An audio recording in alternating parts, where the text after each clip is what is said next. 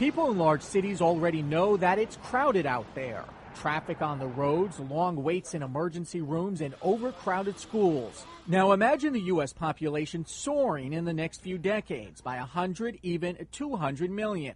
Immigration experts say if we don't change our immigration policy, that's what will happen. Everybody who's been in America for the last 20, 30 years has watched their lives become progressively more congested, more crowded.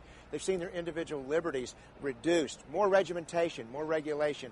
That's what's going to happen to us if we add another 100 million people in the next 30 or 40 years. According to the U.S. Census numbers, immigration is the #1 factor driving U.S. population growth. Under current policy, every immigrant who is allowed to stay can bring in relatives, who then can bring in their relatives. It's called chain migration. We can't control immigration or decide who comes as long as a system of chain migration is in place. Yet opponents of current policy say Congress has not studied the implications of a population increase on this scale, and the economic impact of that increase would hit the lower class the hardest.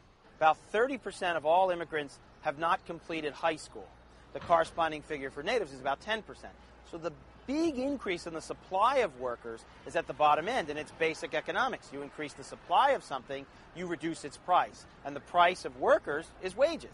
Immigration experts say even legal immigrants receive far more benefits than they pay in taxes. The Heritage Foundation estimates that the retirement cost of granting legal status to illegal immigrants would be $2.4 trillion a year or more.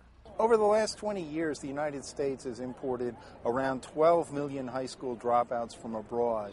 Each of those individuals receives about $19,000 more in benefits each year than they pay in taxes. That's the equivalent of buying them a convertible automobile each year. And the strain could be greatest on the healthcare system. The Federation for American Immigration Reform estimates that half of all immigrants either have no insurance or receive coverage at taxpayer expense.